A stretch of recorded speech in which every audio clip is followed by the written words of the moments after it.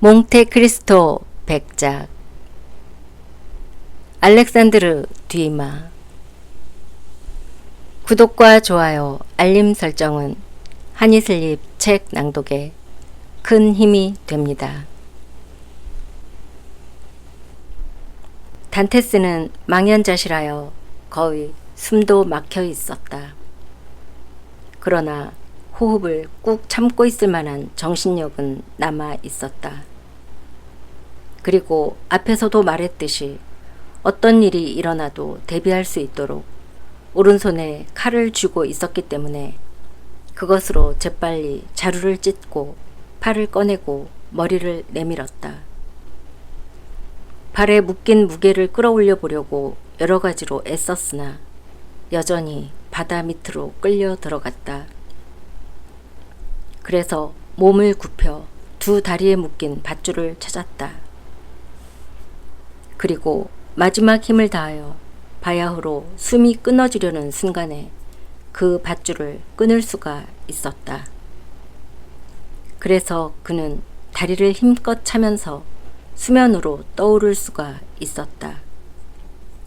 누름돌은 하마터면 그의 수위가 될 뻔한 허름한 천을 민모를 바다 밑으로 끌고 들어갔다. 단테스는 숨을 들이쉴 만한 시간을 가준 뒤 다시 한번 물속으로 들어갔다. 그가 하지 않으면 안 될 첫 번째 조심은 발각되는 일을 피하는 것이었다. 두 번째로 수면의 모습을 나타냈을 때 그는 이미 던져진 곳에서 적어도 50보는 떨어져 있었다. 머리 위에는 폭풍우를 몰아오고 있는 어두운 하늘이 보였다. 그리고 바람이 빠르게 날아가고 있는 구름대를 몰고 가서 이따금 하나의 별로 한층 더 파랗게 보이는 하늘의 작은 한쪽 구석을 드러내곤 했다. 앞에는 어둡고 요란한 소리를 내는 큰 바다가 펼쳐져 있고 폭풍우가 다가왔음을 알리듯이 큰 파도가 넘실거리고 있었다. 그리고 뒤에는 바다보다도 검고 하늘보다도 검게 마치 불길한 망령처럼 화강암의 거인이 우뚝 솟아 있었다. 그 어두운 돌출부는 먹이를 사로잡으려고 내밀고 있는 팔뚝처럼 보였다. 그리고 제일 높은 바위 위에서는 각등이 두 사람의 그림자를 비추어 주고 있었다. 단테스에게는 이 두 사람이 불안스러운 모습으로 바다 위를 내려다보고 있는 것처럼 보였다. 실제로 그 야릇한 무덤파기 인부들은 공간을 가로지르고 그가 외친 그 소리를 들었을 것이 틀림없었다. 그래서 단테스는 다시 물속으로 들어갔다. 그리고 꽤 오랫동안 물속을 헤엄쳐 갔다. 이것은 옛날에 그가 곧잘 하곤 하던 것이었다. 그리고 파로고지 후미에서 언제나 주변에 모인 많은 구경꾼을 감탄시키곤 했었다. 사람들은 언제나 그를 마르세유에서 으뜸 가는 수영의 달인이라고 칭찬을 아끼지 않았었다. 다시 해변의 모습을 나타냈을 때 이미 각등의 불빛은 보이지 않았다. 우선 방향을 정하지 않으면 안 되었다. 이프성 주위에 있는 섬 중에서 가장 가까운 곳은 라토노 섬과 포메그 섬이었다.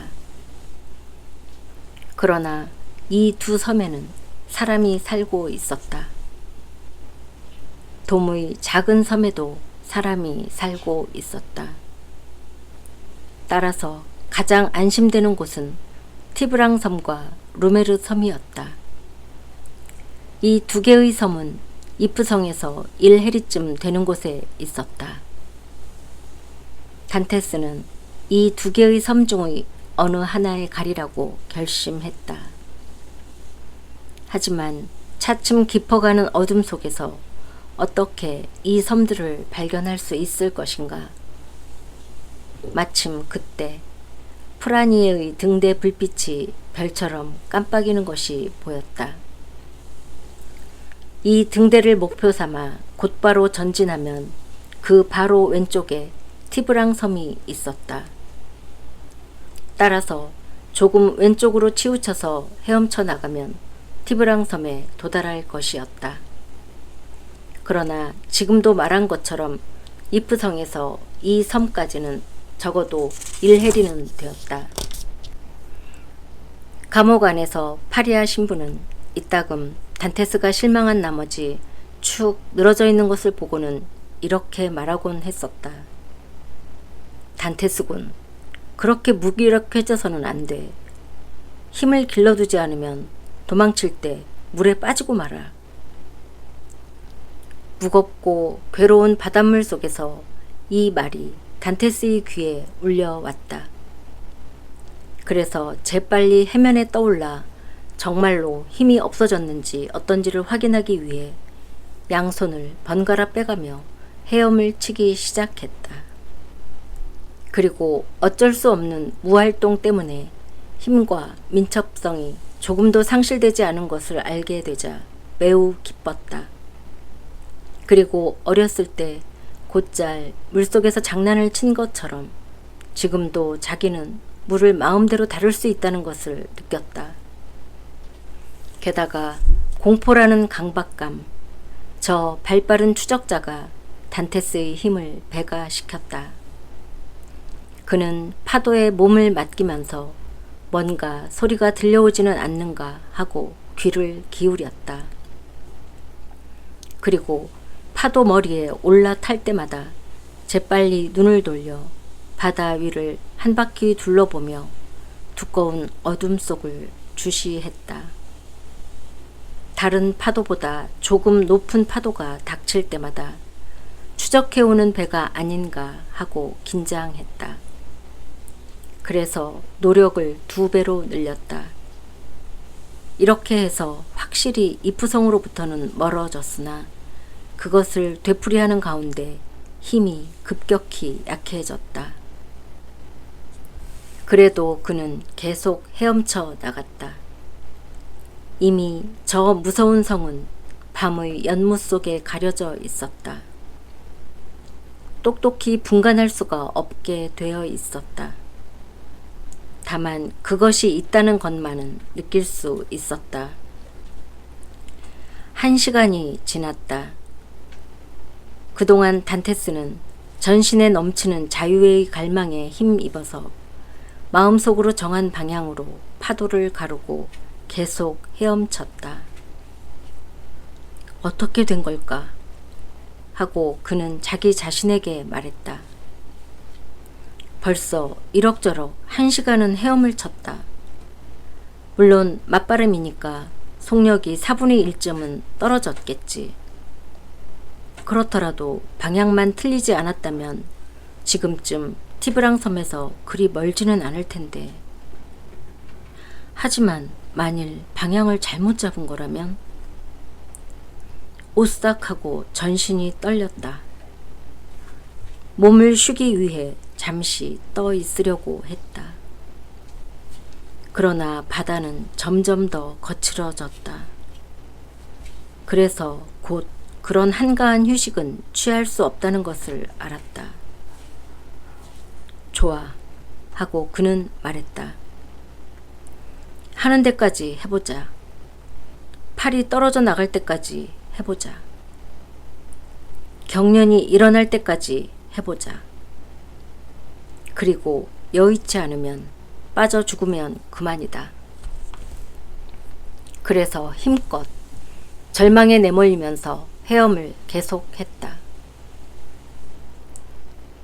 갑자기 지금까지도 어둡던 하늘이 한층 더 어두워지고 두껍고 무거운 구름이 자기 쪽으로 덮쳐오는 것처럼 생각되었다.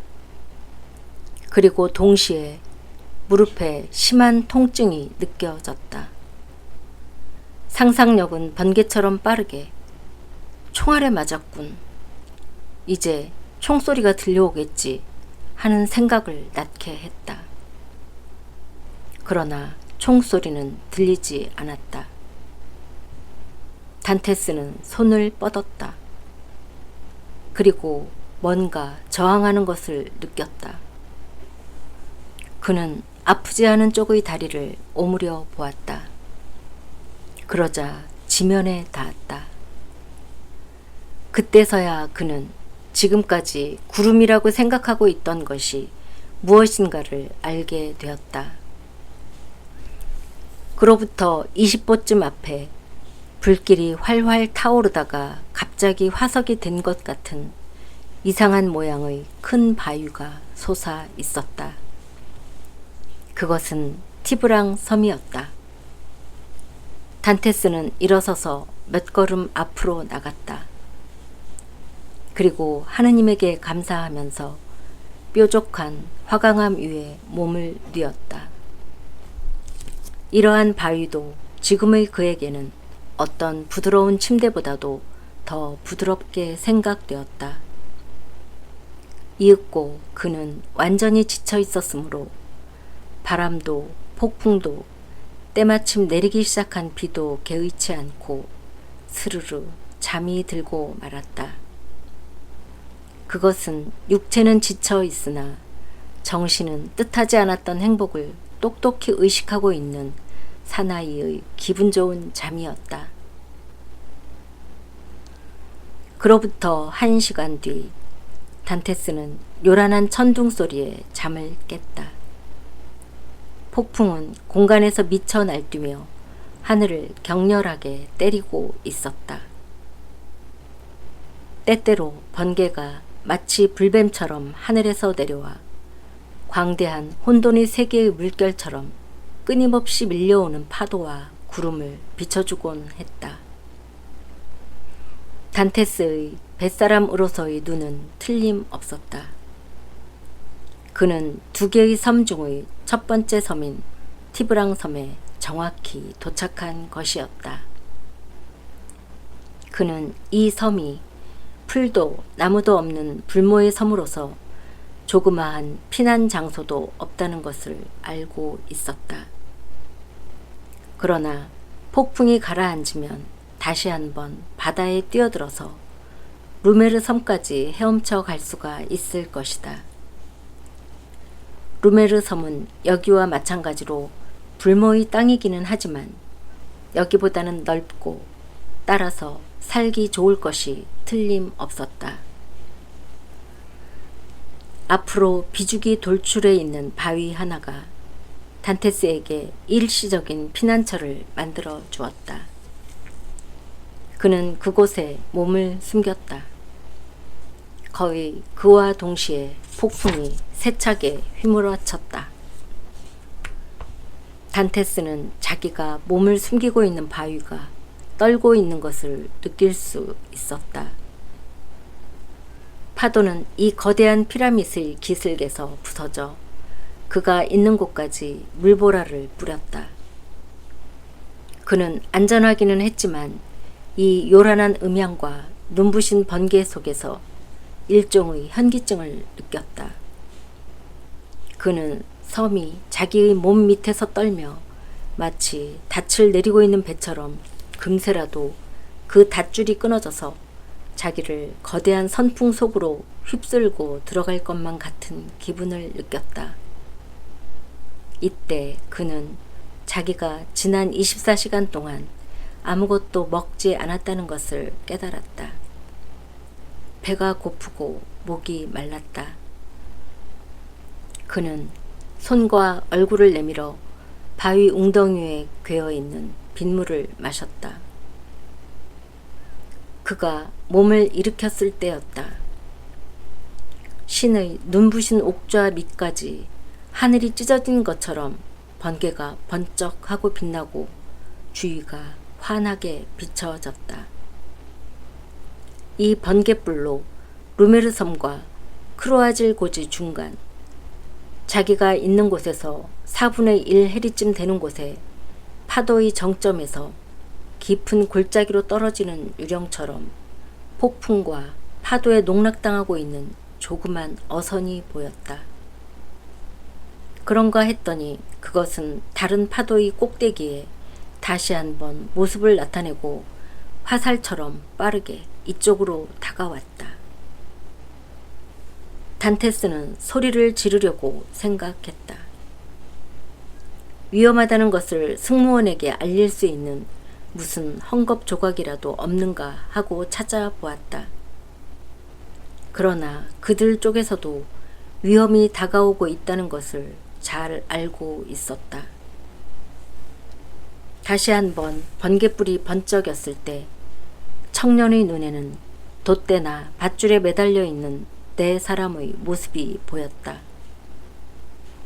다섯 번째 사나이는 망가진 키의 손잡이를 붙들고 있었다. 그가 본 이 사람들도 아마 그를 보았을 것이 틀림없었다. 왜냐하면 필사적인 고함 소리가 윙윙 울리는 거센 바람에 실려 그의 귀에까지 들려왔기 때문이다. 마치 갈대가 비틀려진 것 같은 돛대 꼭대기에는 너덜너덜해진 한 장의 돛이 펄럭펄럭 공중에서 울고 있었다. 갑자기 그것을 지탱하고 있던 밧줄이 끊어지고 돛은 검은 구름을 배경으로 떠오른 하얗고 큰 새처럼 하늘의 어두운 저쪽으로 날아가고 말았다. 그와 동시에 우지직 우지직하는 무서운 소리가 들렸다. 죽음에 직면한 이들의 외마디 소리가 단테스의 귀에 들려왔다. 그는 마치 스핑크스처럼 바다를 향해 돌출해 있는 바위에 매달리면서 심연을 내려다보고 있었는데 그때 다시 번쩍거린 번갯불에 의해 부서진 작은 배와 그 파편 사이에 떠돌고 있는 절망적인 얼굴, 그리고 하늘을 향해 치켜들고 있는 팔을 보았다. 다음 순간 모든 것이 어둠 속에 파묻혀졌다. 이 무서운 광경은 그야말로 일순간의 일이었다. 단테스는 자기 자신이 바다로 굴러떨어질 위험을 무릅쓰고 매끄러운 바위 경사면을 타고 내렸다. 그는 어둠 속에서 눈을 부릅뜨고 귀를 기울였다. 그러나 아무 소리도 들리지 않고 아무것도 보이지 않았다. 외치는 소리도 없고 몸부림치고 있는 사람의 모습도 없었다. 다만 폭풍만이, 크나큰 신의 조화인 폭풍만이 바람과 함께 외치고 파도와 함께 소용돌이치고 있었다. 이윽고 조금씩 바람이 가라앉았다. 하늘은 서쪽으로 큰 회색의 구름을, 폭풍에 의해 빛이 바랜 구름을 실어 나르고 있었다. 창공이 반짝반짝 빛나는 별과 함께 다시 나타났다. 이윽고 동쪽에서 불그스름한 한 줄기의 긴 띠가 수평선 위에 짙은 감색의 파도를 그려냈다. 파도는 춤추고 있었다. 그러자 갑자기 한 줄기 광선이 소용돌이치는 파도머리 위를 쏜살같이 달려 그것을 황금의 갈기로 바꾸어 놓았다. 밤이 샌 것이다. 단테스는 이 장대한 광경을 앞에 놓고 그저 멍하니 서 있었다. 마치 난생 처음 보는 광경 같은 기분이었다. 실상 이프성에 유폐된 뒤로는 이러한 광경은 완전히 잊고 있었던 것이다. 그는 이프성 쪽을 돌아보았다. 그리고 동시에 바다와 육지를 천천히 둘러보았다. 저 음침한 건물은 감시하고 명령하고 있는 것 같은 미동도 하지 않는 것만이 가지고 있는 위압적인 모습으로 물결 사이에 삐져나와 있었다. 아침 5시쯤인 것 같았다. 바다는 여전히 차츰 가라앉고 있었다. 2~3시간 뒤에는 하고 에드몽은 자기 자신에게 말했다. 간수는 내 감옥에 가서 저 불쌍한 사람의 시체를 발견하고는 나를 찾으려 들겠지. 하지만 내가 발견되지 않으니까 경보를 내리겠지. 그렇게 되면 그 구멍과 지하 복도가 발견될 테지. 그리고 나를 바다에 던진 놈들, 아마 내 고함 소리를 들었을 그 놈들이 조사를 받게 되겠지. 그리고 즉시 무장한 병사를 가득 실은 몇 척인가의 배가 그렇게 멀리는 도망가지 못했을 탈주자의 뒤를 추적하겠지. 대포가 모든 해안에 울려 퍼지고 발가벗은 채 배를 끓고 헤매고 있는 자에게는 절대로 숙소를 제공해서는 안 된다는 포고령을 내릴 테지. 마르세유의 탐정과 경찰은 경보를 받고 해안 수색을 시작하고 이프성의 소장은 해상을 수색하겠지. 그렇게 되면 해상에서 내몰리고 육지로 올라가면 포위되어서 나는 대체 어떻게 되는 거지? 배가 고프다. 춥다. 나를 지켜줄 칼까지도 헤엄치는데 방해가 되어서 버리고 말았으니 이제는 20프랑의 상금을 노리는 농부에게라도 발각되는 날엔 이대로 인도되고 말 테지. 나에게는 이제 힘도 없다. 좋은 생각도 떠오르지 않고 무엇을 어떻게 하리라는 결심도 서지 않는다. 오, 하느님. 제가 충분히 고생을 했는지 어떤지 굽어 살피십시오. 그리고 저 자신이 한 것 이상의 일을 하느님이 저에게 해주실 수 있는지 없는지를 생각해 주십시오. 에드몽이 힘이 다 빠지고 머릿속도 텅 비어서 일종의 창란 상태에 빠진 채 이프성 쪽을 불안스럽게 바라보면서 이러한 기도를 올리고 있을 때 포맥의 섬의 첨단에 한 척의 조그만 배가 나타난 것이 보였다. 그것은 라틴 돛을 수평선에 선명하게 그려내며 마치 파도를 스치면서 날아가는 갈매기와도 같았다.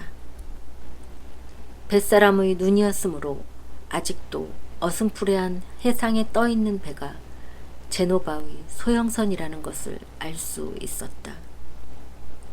그것은 마르세유 항을 출범한 것으로서 그 뾰족한 뱃머리는 반짝반짝 빛나는 파도를 걸으며 불룩한 선체를 위해 길을 내주면서 난 바다 쪽으로 나가고 있었다. 아 하고 단테스는 소리 질렀다. 질문을 받고 탈주자라는 것이 알려져서 마르세유로 송환당할 걱정만 없다면 저 배까지 30분이면 충분히 갈 수 있을 텐데 어떻게 할까? 뭐라고 말하면 될까? 어떻게 꾸며대면 저들이 속아줄까? 저들은 모두 밀수를 하고 있는 자들이다. 반쯤 해적 같은 무리들이다. 연안 무역이니 뭐니 하면서 연안을 휩쓸고 다니는 놈들이다. 한 푼도 생기지 않는 좋은 일을 하기보다는 나를 팔아넘기려 할 것이 틀림없다. 기다려보자. 하지만 더 이상 기다릴 수는 없다. 배가 고파서 죽을 지경이다. 앞으로 몇 시간만 더 지나면 남아있는 약간의 힘마저 모두 탈진해 버릴 것이다. 게다가 이제는 간수가 감옥에 올 시간이다. 아직 경보는 내려지지 않았다. 아마 저 놈들은 아무것도 눈치를 채지는 못할 것이다. 어젯밤 폭풍으로 난파한 그 조그만 배의 선원이라고 해도 어쩌면 믿어줄 것이다. 그런 거짓말도 사실로 여겨질 것이다. 모두 바다에 가라앉고 말았으니 그건 거짓말이라고 나설 놈도 없을 것이다. 그렇다. 그렇게 말하면서 단테스는 그 조그만 배가 부서진 근처를 바라보았다. 그리고는 부르르 몸을 떨었다. 바위 모서리에 침몰한 배의 한 선원이 쓰고 있던 빨간색의 차양 없는 모자가 걸려 있었다. 그리고 그 바로 옆에 선골의 파편이 떠돌고 있었다. 바다는 그것을 섬 기슭으로 밀어붙였다가는 다시 또 밀어붙이고 있었다. 그것은 마치 힘없는 파성 망치를 두들기고 있는 것 같았다.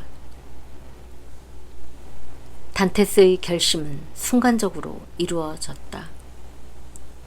그는 다시 바다로 뛰어들어 모자가 있는 쪽으로 헤엄쳐가서 그것을 머리에 쓰고는 파편 하나에 매달렸다.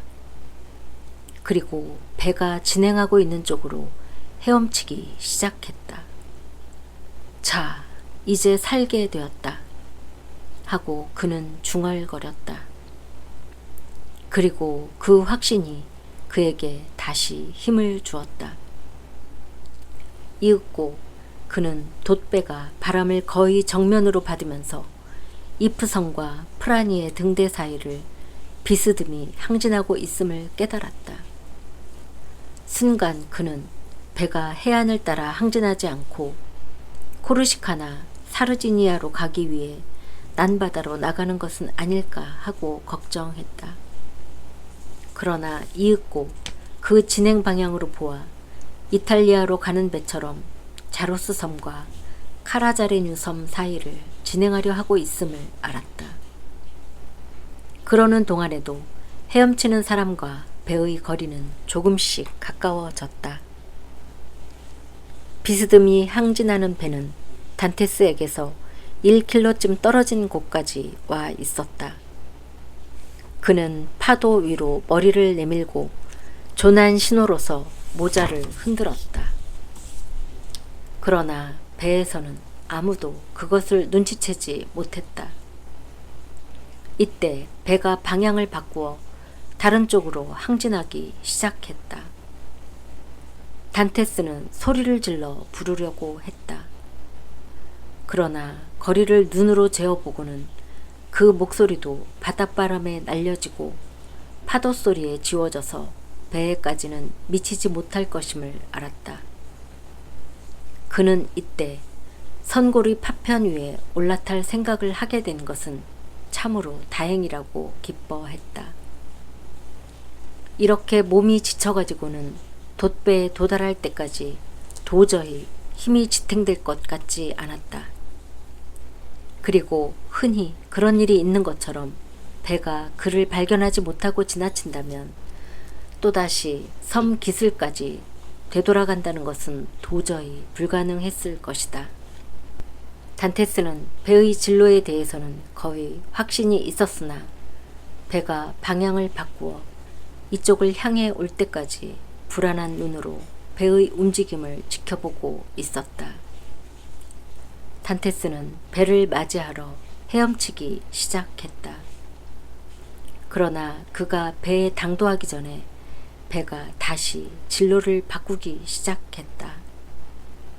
단테스는 곧 마지막 힘을 다하여 물 위에 거의 일어서다시피 하고는 모자를 흔들며 조난한 선원이 흔히 그렇게 하는 저 비통한 소리를 질렀다.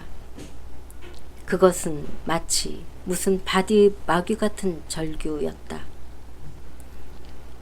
이번에는 그의 모습이 발견되고 그의 목소리가 전해졌다. 배는 전진을 멈추고 뱃머리를 그에게로 돌렸다. 그리고 거의 동시에 한 척의 보트를 내리려고 준비하고 있는 것이 보였다. 이윽고 두 사람의 선원이 탄 보트가 두 개의 도로 파도를 가르면서 그에게로 다가왔다.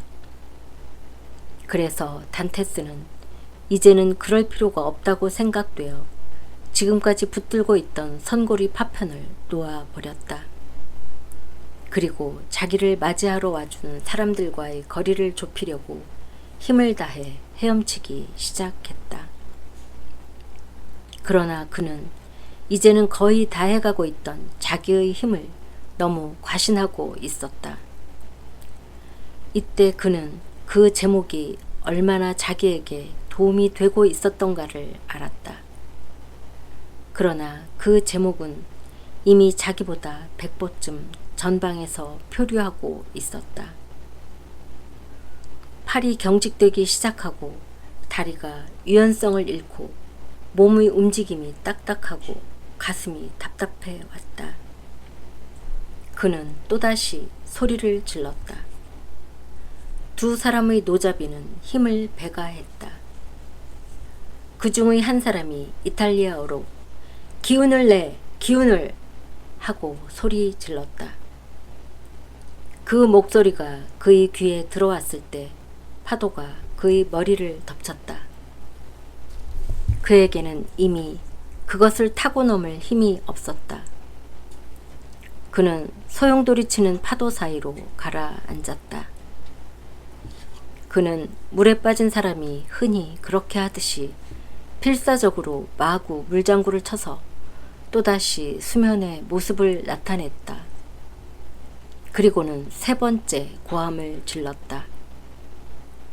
아직도 발목에 그 누름돌이 매달려 있는 것처럼 자꾸만 바다로 끌려 들어가는 것을 느꼈다. 파도가 머리 위를 덮쳤다. 그리고 그에게는 물을 통해서 검은 반점이 있는 낯빛 하늘이 보였다. 필사적으로 몸부림쳐서 그는 다시 수면에 떠올랐다. 그때 그는 누구에겐가 머리털을 붙잡힌 것을 느꼈다. 그러나 그 다음은 이미 아무것도 보이지도 들리지도 않았다. 기절한 것이다. 다시 눈을 떴을 때 단테스는 자기가 돛배의 갑판 위에 있음을 깨달았다. 배는 항진을 계속하고 있었다. 그의 최초의 시선은 배가 어느 방향으로 가고 있는가를 확인하려고 했다. 배는 이프성에서 점점 더 멀어져 가고 있었다. 단테스는 지칠 대로 지쳐 있었으므로 그의 환희의 부르짖음도 고통의 신음으로 받아들여졌다. 지금도 말했듯이 그는 갑판에 뉘어져 있었다. 선원 한 사람이 담요로 그의 손발을 문질러 주었다. 다른 한 사람, 아까 기운을 내 하고 소리질러 주던 선원은 그의 입에 물통 꼭지를 대고 액체를 부어 넣어주고 있었다. 세 번째 사나이는 수로 안내인 겸 선장 같은 연배의 사나이였는데 자기 나름의 동정심으로 그를 지켜보고 있었다. 어제는 용케 피했지만 내일은 자기를 덮칠지도 모를 불행을 생각하는 사람들이 느끼는 그런 동정심이었다. 물통 안에 있던 몇 방울인가의 람주는 청년의 쇠할 대로 쇠한 심장을 되살려 주었다. 그리고 선원이 그의 앞에 무릎을 꿇고 담요로 문질러 주었으므로 손발이 한결 부드러워졌다. 대체 당신은 누구요? 하고 선장이 서툰 프랑스어로 물었다.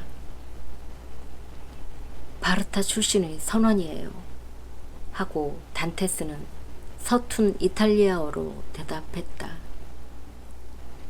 시라쿠사에서 포도주와 파노린을 싣고 오던 길이에요. 그런데 모르지오 곳에서 어젯밤이 돌풍을 만나 보시다시피 저쪽 바위에서 배가 산산조각이 나고 말았어요. 어디서부터 헤엄쳐 왔지? 저기 보이는 바위에서부터요. 나는 다행히도 거기에 매달릴 수가 있었어요. 선장은 불쌍하게도 머리가 깨지고 말았어요. 동료도 세 사람 모두 익사하고 말았어요. 살아남은 것은 아마 나 한 사람뿐일 거예요.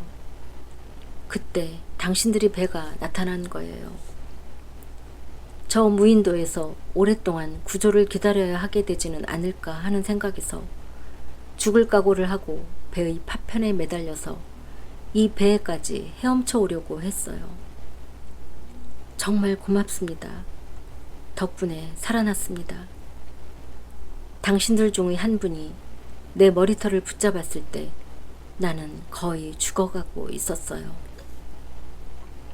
그건 날쌔 하고 삭삭하고 명랑한 얼굴에다 검고 긴 구레나룻을 기른 선원이 말했다. 하마터면 가라앉을 뻔했는데 정말 다행이었어. 그랬습니다. 하고 단테스는 그 선원에게 손을 내밀면서 말했다. 그렇습니다. 다시 한번 감사드립니다. 그런데 말이지 하고 그 선원은 말했다. 조금 주춤했다고. 15센티나 되는 그 수염, 30센티나 되는 그 머리털을 보고서 말이야. 이건 정말 온전한 사람의 모습이 아니라 산적을 연상케 했으니까 말이야. 단테스는 이프성에 유폐된 이후 한 번도 머리를 자른 일이 없고 수염을 깎은 적도 없다는 것을 생각했다. 그래요 하고 그는 말했다.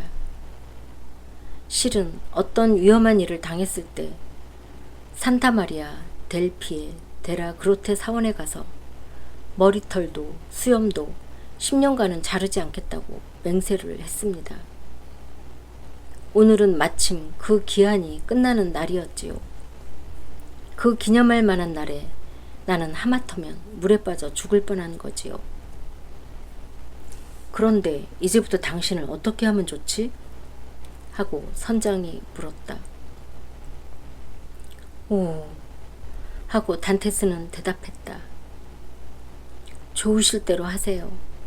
타고 있던 배는 가라앉고 선장도 죽고 말았습니다.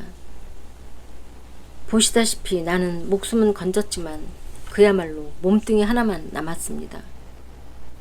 하지만 다행히도 한 사람 몫은 충분히 해낼 수 있는 선원이니까 첫 기항지에서 나를 내려주세요. 어느 상선에라도 일자리를 찾을 테니까요.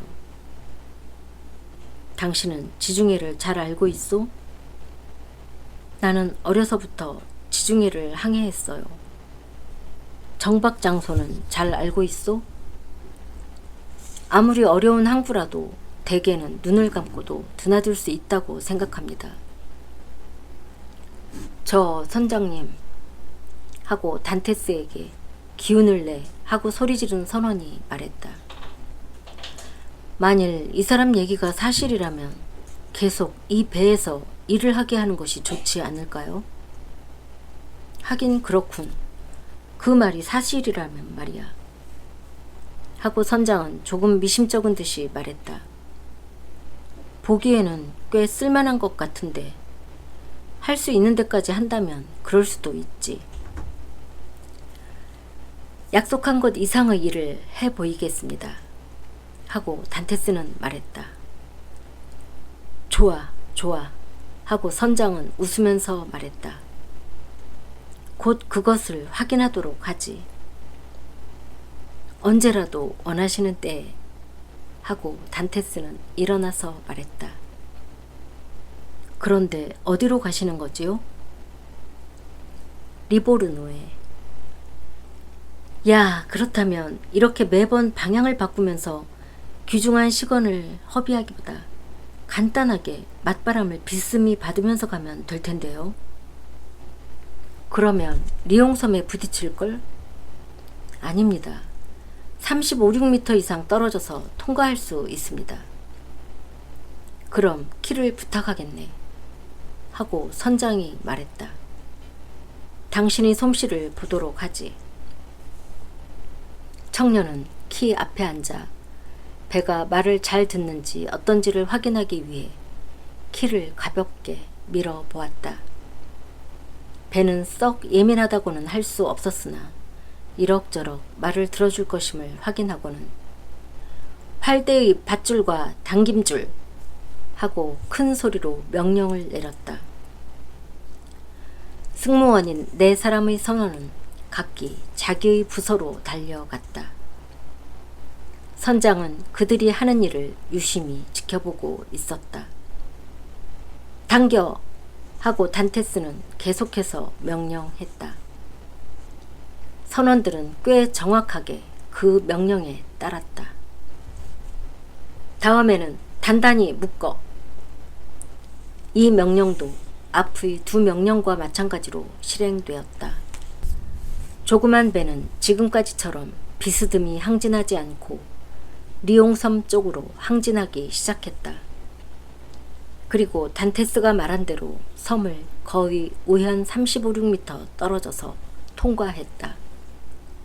잘했어 하고 선장이 말했다. 잘했어 하고 선원들이 되풀이했다. 모두들 감탄하면서 그를 지켜보고 있었다. 그의 눈은 총명한 빛을 되찾고 몸에는 누구도 생각지 못했을 정도의 힘이 넘쳐났다.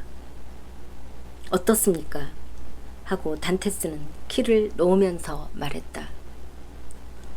적어도 이 항해 중에는 얼마쯤 도움이 될 것 같군요. 리보르노에 도착해서 더 이상 내가 필요치 않다고 생각되시거든. 그래도 좋습니다. 거기에서 내려주십시오. 그리고 처음에 받는 몇 달분의 급료에서 그때까지의 식비와 빌려 입은 옷값을 지불하겠습니다. 좋아, 좋아 하고 선장은 말했다. 그렇게 사리가 분명하다면 어떻게 타결을 지어보세. 요컨대 제 구실을 하는 사나이입니다. 하고 단테스는 말했다. 동료들과 똑같은 급료를 받을 수 있다면 그것으로 족합니다. 그래선 안 돼. 하고 단테스를 바다에서 구출해준 선원이 말했다. 당신은 우리보다 훨씬 일을 잘 할 수 있어. 야코포, 자네가 상관할 일이 아니야. 하고 선장이 말했다. 자기가 좋다고 생각하는 급료로 약속하면 되는 거야. 그야 그렇지만 하고 야코포가 말했다. 그저 내 생각을 말했을 뿐이라고요. 그럼 그런 소리를 할 동안에 이 발가벗은 젊은 친구에게 바주와 옷을 빌려주게. 자네 갈아입을 옷을 가지고 있지? 갈아입을 옷은 없지만 하고 야코포가 말했다. 셔츠와 바지라면 있어요. 그것만 있으면 충분합니다. 하고 단테스는 말했다. 정말 고맙습니다. 야코포는 승강구를 미끄러지듯이 내려갔다. 그리고 곧 셔츠와 바지를 가지고 올라왔다. 단테스는 뭐라 형언할 수 없는 기쁜 마음으로 그것을 몸에 걸쳤다. 자, 그 밖에 뭐 필요한 건 없나? 하고 선장이 말했다. 빵 1조각과 아까 마신 맛 좋은 람주를 다시 한 모금. 꽤 오랫동안 아무것도 먹지 못해서 말입니다. 사실 벌써 이럭저럭 40시간이나 아무것도 먹은 것이 없었다. 선원이 1조각의 빵을 가지고 왔다. 야코포가 물통을 내밀었다. 키를 우로 한껏 꺾어 하고 선장이 키자비 쪽을 돌아보면서 소리 질렀다. 단테스는 물통을 입으로 가져가면서 같은 쪽을 보았다. 그러나 물통은 입에까지 닿지 않았다. 아니, 하고 선장이 말했다. 이프성에서 무슨 일이 있었을까? 아니나 다를까 조그만 흰 구름이 이프성의 남쪽 포대의 총안을 에워싸고 나타난 참이었다. 곧 이어 먼 포성이 배에까지 들려왔다. 선원들은 고개를 들고 서로 얼굴을 마주 보았다. 무슨 신호일까? 하고 선장이 말했다. 아마 어젯밤 수인이 도망친 모양이지요. 하고 단테스가 말했다. 그 때문에 내려지는 경보일 겁니다. 그런 소리를 하면서 물통을 입에 대고 있는 청년을 선장은 흘끔 바라보았다. 그러나 청년은 물통 속의 술을 침착하게 그야말로 맛있게 음미하고 있었다. 그래서 잠깐 선장의 가슴에 떠올랐던 의심은 곧 사라지고 말았다. 어지간히 독한 람주로군 하고 단테스는 땀이 흐르는 이마를 셔츠 소매로 닦으면서 말했다. 어떻든 하고 선장은 그를 바라보면서 중얼거렸다. 이 사나이가 그렇다고 하더라도 오히려 잘됐지 뭔가. 배포가 두둑한 놈이 손 안에 들어왔으니까.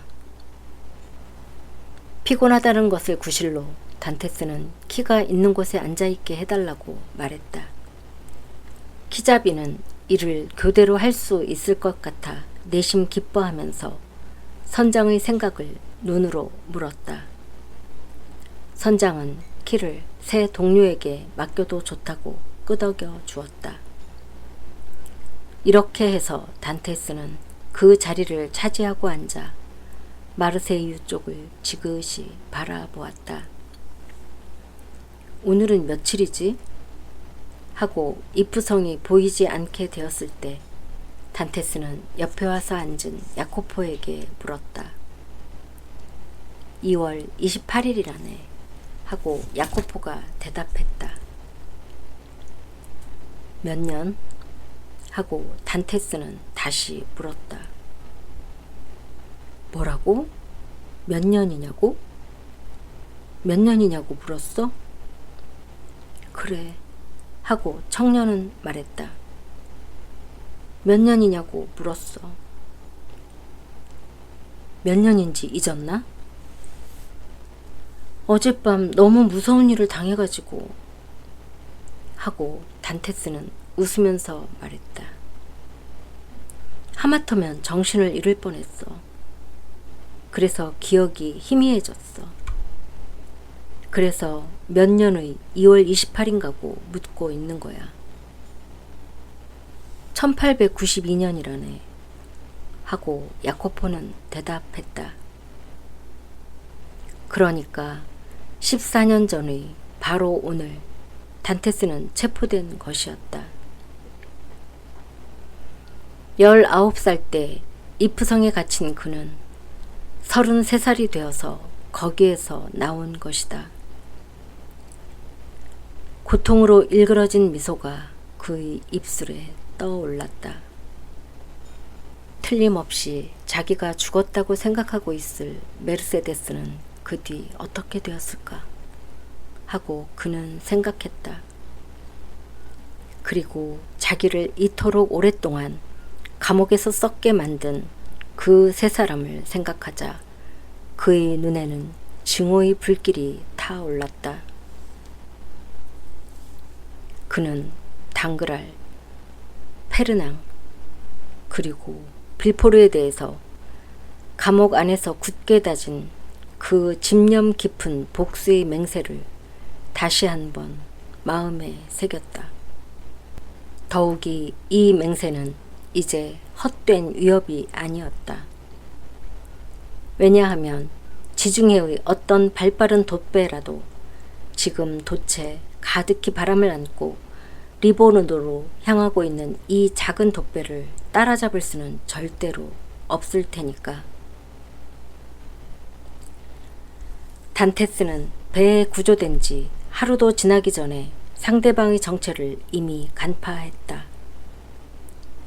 쥐느 아메리호의 중후한 인상을 풍기는 선장은 파리아 신부의 가르침을 받은 것 같은 사나이는 아니었으나 지중해라고 불리고 있는 이 큰 호수의 주변에서 통용되고 있는 거의 모든 나라의 말을 알고 있었다.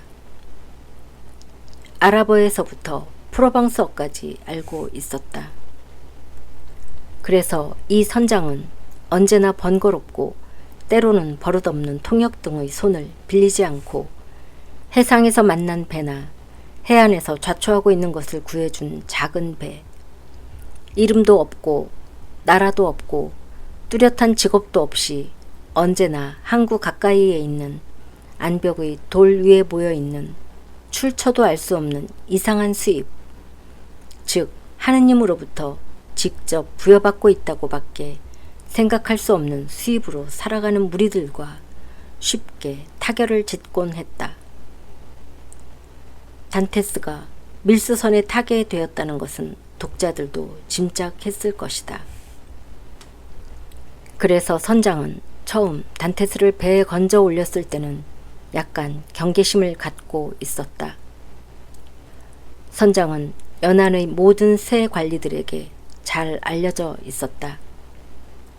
그래서 선장은 처음에는 단테스를 세관의 스파이라고 생각하고 이런 교묘한 수단으로 자기들이 비밀을 캐내려고 하는군 하고 생각했다. 그러나 섬의 바로 옆을 통과했을 때 그가 멋지게 해낸 훌륭한 솜씨를 보고 선장은 완전히 안심했다. 그리고 이프성의 성체 위에 군모의 깃털 같은 저 가벼운 연기가 보이고 그 먼 포성이 들렸을 때 선장은 한순간 지금 배에 태운 이 사나이는 왕처럼 자신의 출입을 예포로 마중받는 사나이가 아닌가 하고 생각했다. 실제로 그렇게 생각하는 편이 새 관리라고 생각하기보다는 훨씬 마음이 놓였다.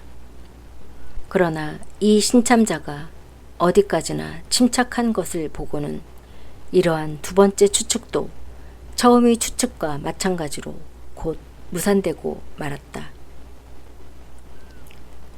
이렇게 해서 단테스는 선장에게는 자기의 신분을 간파당하지 않고 자기 쪽에서는 선장의 신분을 간파하여 훨씬 유리한 입장에 놓여 있었다.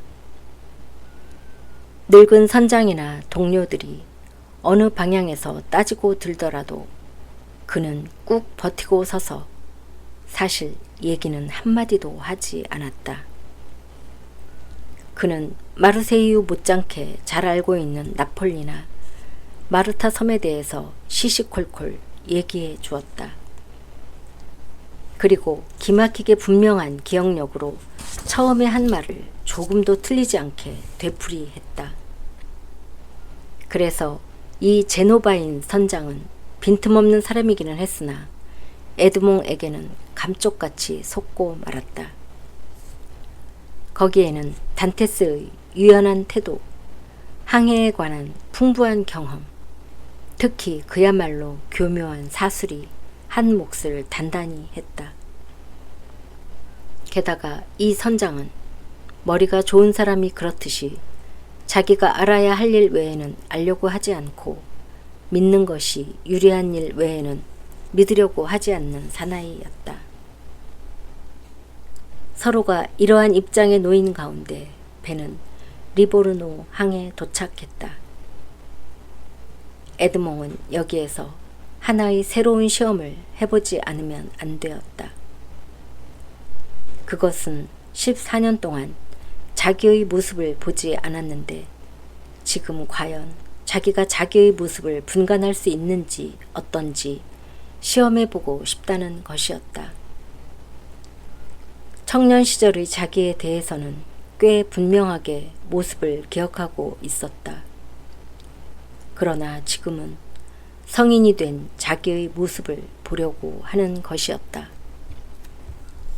배의 동료들로부터는 그는 이미 한 사람의 성인으로 취급되고 있었다. 단테스는 지금까지 몇 번인가 이 리보르노에 상륙한 일이 있었다. 그래서 상 페르디난드 거리의 이발소를 알고 있었다. 그는 머리와 수염을 깎기 위해서 이발소로 들어갔다. 이발사는 긴 머리와 짙은 수염을 가진 마치 티치아노가 그린 아름다운 얼굴을 연상케 하는 이 사나이를 경탄의 눈으로 쳐다보았다. 당시에는 아직도 이렇게 긴 머리와 수염을 기르는 일은 유행하고 있지 않았다. 오늘날 같았으면 이렇게 멋진 머리털과 수염을 가진 사나이가 스스로 그것을 깎아달라고 말한다면 아마 이발소에서 깜짝 놀랐을 것이다. 이발사는 별로 의견다운 말을 늘어놓지도 않고 작업에 착수했다. 이발사의 작업이 진행되어 턱 근처도 깨끗이 다듬어지고 머리털도 보통의 길이로 잘려지자 단테스는 거울을 빌려 자기의 모습을 들여다보았다. 앞에서도 말했듯이 그는 33살이 되어 있었다. 그리고 최근 14년간의 감옥 생활은 그의 얼굴에 큰 정신적 변화를 가져다 주고 있었다. 이프성에 수용될 무렵의 단테스는 인생의 안이한 첫걸음을 내디뎌 미래는 다만 과거의 자연스러운 연장이라고만 생각하고 있던 행복한 청년의 저 동그스름하고 생글거리는 밝은 얼굴이었다. 그러나 지금은 그것이 완전히 달라져 있었다.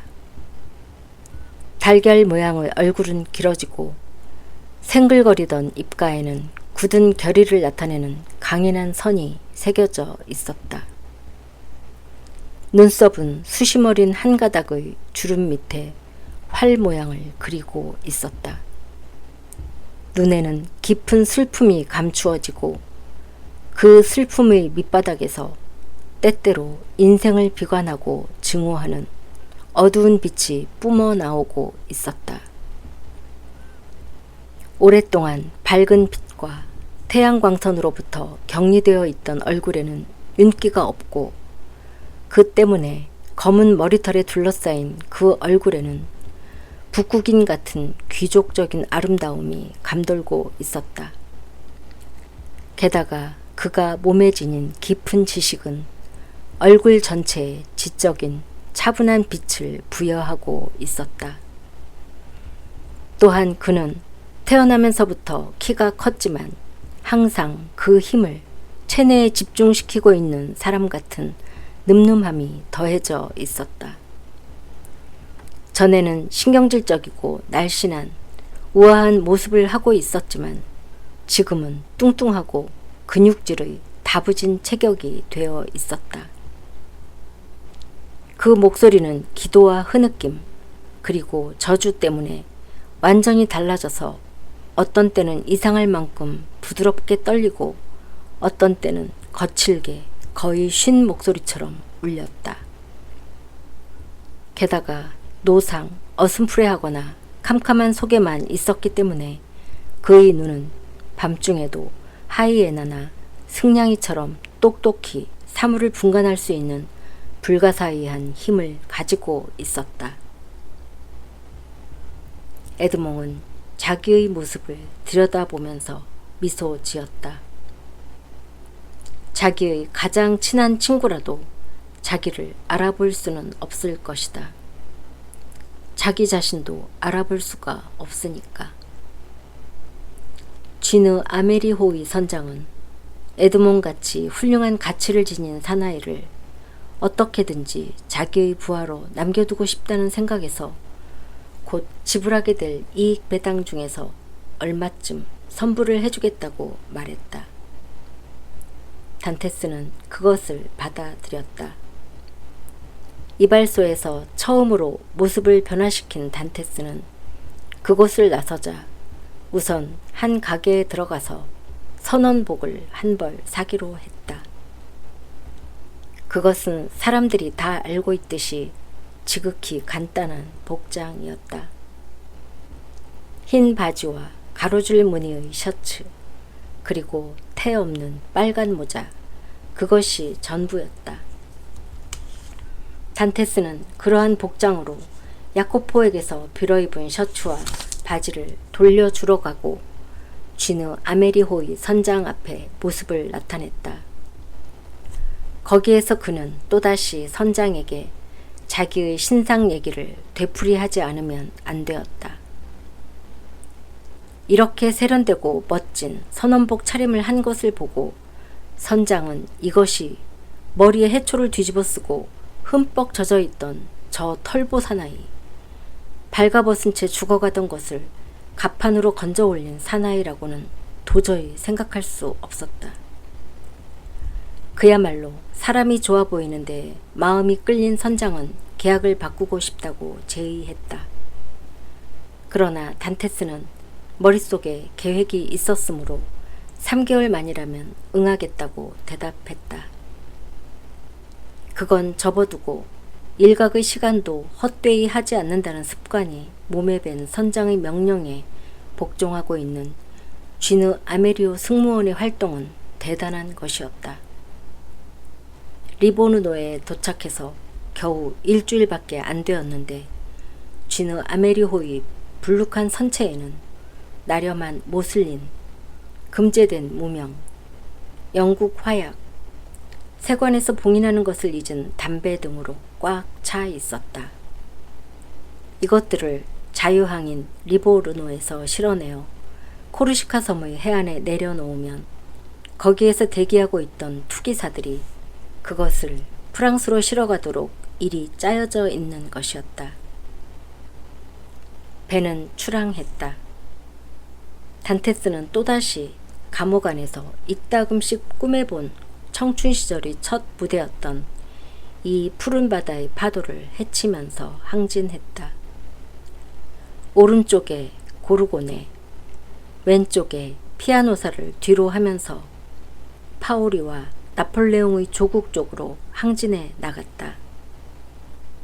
다음 날 여느 때와 마찬가지로 아침 일찍 갑판에 올라간 선장은 단테스가 선벽에 기대어 아침 태양의 장밋빛으로 물든 화강암지리 바위산을 이상한 표정으로 물끄러미 바라보고 있는 것을 발견했다. 그것은 몽테 크리스토 섬이었다. 쥐누 아메리호는 우연에서 3킬로가량 떨어진 곳에 있는 섬을 바라보면서 코르시카로 가는 진로를 계속 항진하고 있었다. 단테스는 그 이름이 머릿속에서 쟁쟁하게 울리고 있는 이 섬의 바로 옆을 지나면서 여기에서 바닷속으로 뛰어들기만 하면 30분 뒤에는 약속된 저 땅에 당도할 수가 있을 텐데 하고 생각하고 있었다. 그러나 보물을 찾기 위한 연장도 그것을 지키기 위한 무기도 없는데 저 섬에 간들 무엇을 할 수 있을까? 게다가 선원들은 뭐라고 할 것인가? 선장은 또 어떻게 생각할 것인가? 때를 기다리지 않으면 안 되었다. 다행히도 단테스는 기다릴 줄을 알고 있었다.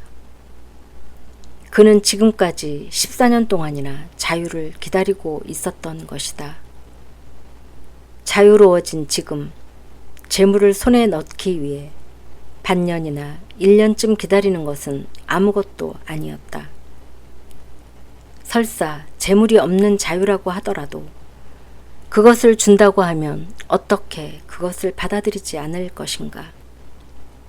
게다가 저 재물은 전혀 가공적인 것이 아닐까. 저 불쌍한 파리아 신부의 미친 머릿속에 태어난 그 재물은 신부와 함께 죽어버린 것은 아닐까. 물론 스파다 추기경의 편지는 이상할 만큼 정확한 것이기는 했다. 단테스는 그 편지를 처음부터 끝까지 마음속에서 되뇌어 보았다. 그는 그 편지의 한 귀절도 잊고 있지는 않았다.